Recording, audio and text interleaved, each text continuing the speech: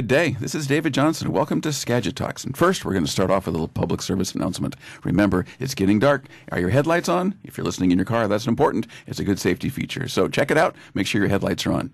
Hey, with us today are two roller derby girls. Now, I remember growing up with roller derby in the San Francisco Bay Area back in the 60s with stars like Charlie O'Donnell and Joan Weston of the Bay Area Bombers. But in talking to these two young ladies, I'm talking to Biggie and Amanda today. They tell me that roller derby today is not their parents' roller derby. Well, first of all, Biggie, welcome. Thank you. And Amanda, welcome. Thank you very much. No last names today because these are roller derby girls, and I don't want to get in trouble with these girls. So let's talk a little bit about it. Now, I want to set this up for folks a little bit because we were chatting about setting up to the date for this this interview, and I mentioned who is Joan Weston, and I think Biggie had some idea, but Amanda didn't really know. And so she then looked up who Joan Weston was and got back to me the next day and say, everything she did in that highlight reel is illegal today. So let's talk a little bit about that. First of all, let's talk about who you are and how we got started. So Biggie, let's start with you. Tell us a bit about what got you interested in roller derby. I actually didn't know too much about roller derby when I first started. I met some derby girls at a after party in Linwood. And one of my friends and I thought, why not? We should try it. So we looked into it, and I tried out for the team. I went through what Jet City calls their booty camp, and ended up getting picked up on a team, which was shocking to me. And then from there, I just fell in love with the sport, and I've been doing it ever since. And how long is that? That was November 2010. Wow. Yeah. So a little over 2 years. A little over 2. All right, Amanda, how about you? You're a relative newcomer, as I recall. I am what they term fresh meat. Brand new. That scares me a little bit. I picked up roller skating again about 7 months ago as an opportunity just to get some more exercise and to stay well. And so was exercising regularly at the local skating rink and took some artistic classes and realized that the next age of the girl next to me in that artistic class was 8 years old, which I'm a little bit older than 8. So not 8 years younger. She's just 8 years old. She's just 8 years old. Okay. And I am also substantially larger than most of the small little artistic skaters. And so when I was looking at a place to continue to learn how to skate well, learn how to be challenged, learn new skills and new techniques on skates, the place for me at my age and size was roller derby. And I thought there was no way I was going to have the fitness or the endurance or the stamina or the skills to be able to qualify for a team in the next year and a half. There was so much to learn, and there were no local teams to Skagit Valley. And I would have to travel, and I didn't have the time for that. And suddenly, in the newspaper in September, an article ran that the local Biggie was starting a local league, Skagit Valley Roller Derby. And they had open practices on Saturdays, and I could drop in. And so with a small amount of courage and a great amount of fear, I showed up for my first drop-in practice in late September. And I've been hooked ever since. So tell me about that first practice session. You went in there and you knew how to skate. Were you good enough to be skating roller derby when you started? Of course not. We worked on skates when we first started. It was conditioning. It was CrossFit. And our coach, Bate, took us through basically a 2-hour CrossFit routine in the parking lot of the facility. And his goal was to get someone to throw up at every practice, and he succeeded. Yes, he Oh, did. my gosh. But you came back, huh? Yeah. Voluntarily. Yeah, just a glutton for punishment, I guess. So does that sound familiar then Indeed. to you, Biggie? Yeah. Was that kind of your experience? How'd you get started? You said you saw, you met some of the roller derby girls at a party, and then you kind of came and tried out. Right. Was that your experience as well? Yep. And Jet City had an 8-week program that we went through, and then after that, you go into the draft, and the local home teams would pick you up from there. So Now, Jet City, where do they play? out of Everett. Okay, so is play the right word? Yeah. Okay, or compete. Yeah. Okay, well, let's talk a little bit about roller derby and how it is a little bit different. I know one of the things Amanda and I were talking about is, for one thing, a lot of the things that Joan Weston did, which were crowd pleasers, I got to be honest with you, are illegal today. Correct. So tell me about some of those things, either one of you. We now have legal hitting zones. A lot of what you'll see Joan Weston and the folks of roller derby from yesteryear doing have a lot more to do with entertainment value. Kind of think of it as WWE and popular wrestling, where things were planned out in advance and different techniques were used. Roller derby today is a non-planned sport. It's a sport that takes a lot of agility, fitness, and endurance. And the things that keep it a lot safer, relatively, than previous historical derby is legal hitting zones. You can't use from your elbows to your hands to hit another girl. You can't use from your knees down to hit a girl. You can't hit in the center of the back. You can't grab a girl and flip her. You can't take your helmet off and start beating her up on the side of the track. You will get expelled. But it's still full contact. Now, I was doing a little homework, getting ready here, and I watched a video of the Minnesota All-Stars versus the Windy City All-Stars on YouTube, and it's still a full contact sport. Is that right, Biggie? It is, yeah. Yeah. It's a controlled sport, though. I mean, we're trained how to hit each other and how to take a hit. So we try to prevent some injuries, but they do happen. It is a contact sport. So. Well, now you mentioned qualifying. What do you have to do to qualify? I mean, I can't just show up, I assume, and start roller skill. Obviously, I wouldn't pass the physical. But let's say I'm a woman who's interested in doing that. And how old do I have to be, and what kind of physical condition, and just set me up, because I know someone out there listening right now is looking at the radio and she's thinking, this just might be for me. Sure. Well, and I think that it's for anyone that really wants to give it a shot. Our league requires that you be at least 18 years old and have valid medical insurance for the obvious reasons. And the minimum skills require things like being able to take a wheel check from another skater. The hardest is probably the skating 25 laps in under 5 minutes. Whoa, that sounds like, is that the qualifying? Like, is that a speed thing? So you have to, I guess you have to stay on your skates for all that time. Right, yeah. Okay. Not necessarily. Yeah. It'll just slow you down a little bit. I think I just heard the voice of experience. So what's the length of a lap? Do you have any idea? I mean, are we talking 50 yards, 100 yards? The length around, I'm not sure. I don't know that one. Okay. I know that it typically takes probably about 10 seconds to get around, though. If you're going to make the 25 and 5, you at least have to be doing making a 10-second lap. Okay, so yeah, all right. If you're out at your local skating rink, like if you go to Skagit Skate in Burlington and you want to see what a derby lap is, basically the rings in the center of the skating rink are about the length of a derby lap.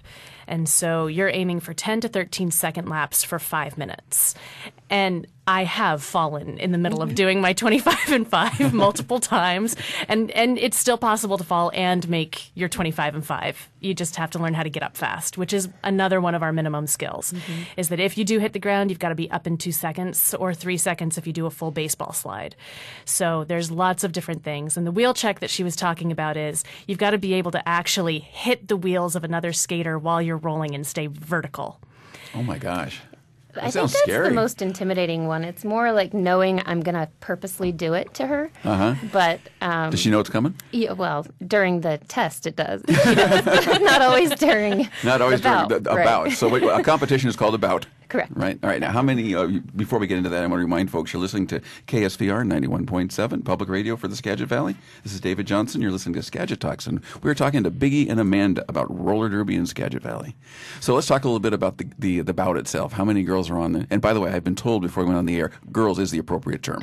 So Yes. I'm doing okay here Yeah. because I'm talking to 2 adult women here. So how many girls are on the team, and how does it start? And why don't you just give us a quick 90-second version of what happens in a bout? Okay. Each team typically has 14 girls on their roster, 14 to 20 girls on their roster. And when the jam starts, the jam is 2 minutes long, and then each team has 5 players, and 4 of them are blockers, 1 jammer. So 2 jammers from each team, 8 blockers collectively. And then the whistle blows, the jam starts, and the jammer's point is to get through the blockers of the opposing team and score points. Do you get a point for each time you go past someone? Except on the initial pass. Except on the initial pass. Yeah. Okay. I'm assuming then they're starting off on different sides of the rink? Nope. No. Oh, my goodness. We all start right next to each other. Okay. All right. And when you're playing a veteran, you know it because they start and they don't really move. They just stand right in your way, and there's nowhere for you to move and get around them. It's a fascinating experience. Okay. Now, I'm thinking of other team sports, and in volleyball there are setters and there are spikers, or and there are defensive players. Do you train to be a jammer or a blocker, or do you rotate?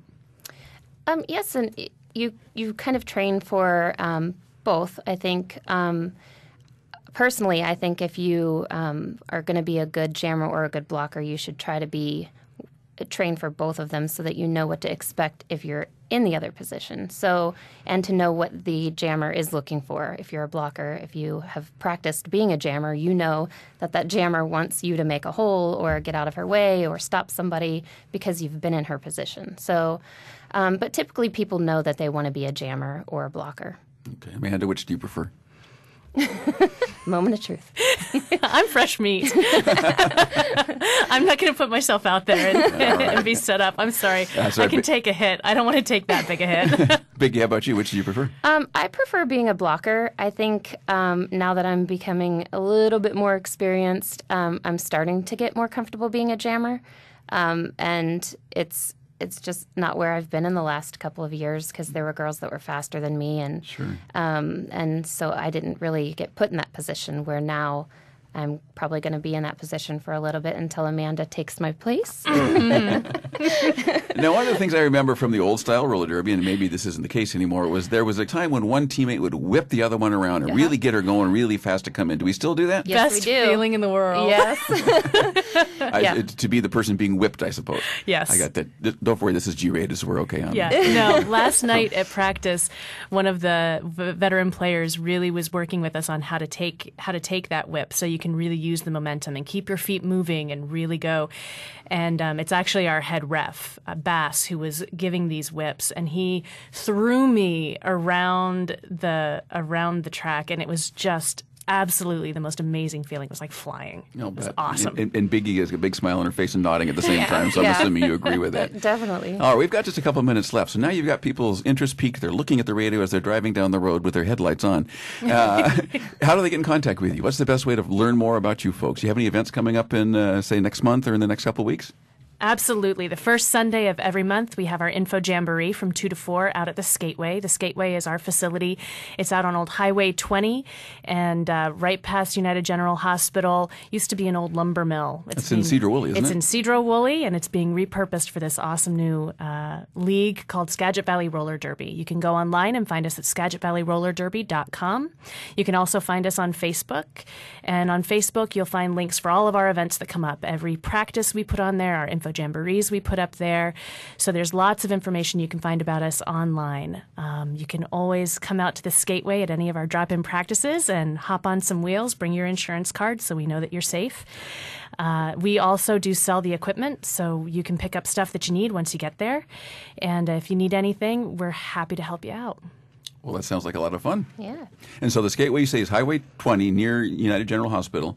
So you can get there from either Highway 9 and come, I guess that would be west, or come east from Mount Vernon and head that way in Burlington and come that way. Mm-hmm. Okay. Now, you say you sold some merchandise. Now, you sell merchandise. Are there other ways you guys raise money? We also have a calendar that's going to be available. That's right. You can get a Derby Girl calendar, and that's coming out in the next week or so. You can pick that up at some local businesses like the Community Bowling Center in Cedar Woolley that's been recently opened. We'll have them there. We'll have them at the Skateway, and you can certainly be looking for them online. Okay, well, sounds good. Are either of you a Miss Roller Derby girl? We both are. Both are. All right. I'm January. Okay. And I'm September. All right, so you can look forward to There that. we We only have a few seconds left, but tell me, how'd you get your name, Biggie?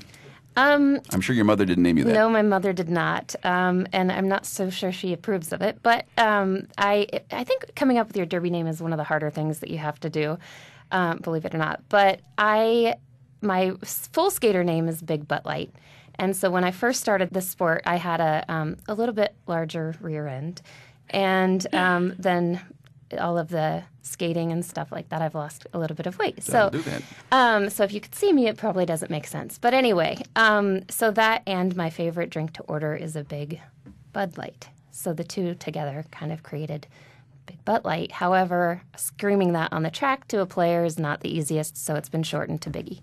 Okay, so it's like is there a register for roller derby girl names? International roller derby names. You can only have one in the entire world. So There's only one Audrey Hepburn, so I guess there's only one Big Butt Light. There there is. you go. All right. Well, this is David Johnson at Skagit Talks, and I have enjoyed the last few minutes talking to Biggie and Amanda about roller derby. And you can check them out on that website again is? www.SkagitValleyRollerDerby.com. And you can come see them at the Skateway when? First Sunday of every month from 2 to 4. Thanks so much for listening, and safe skating out there.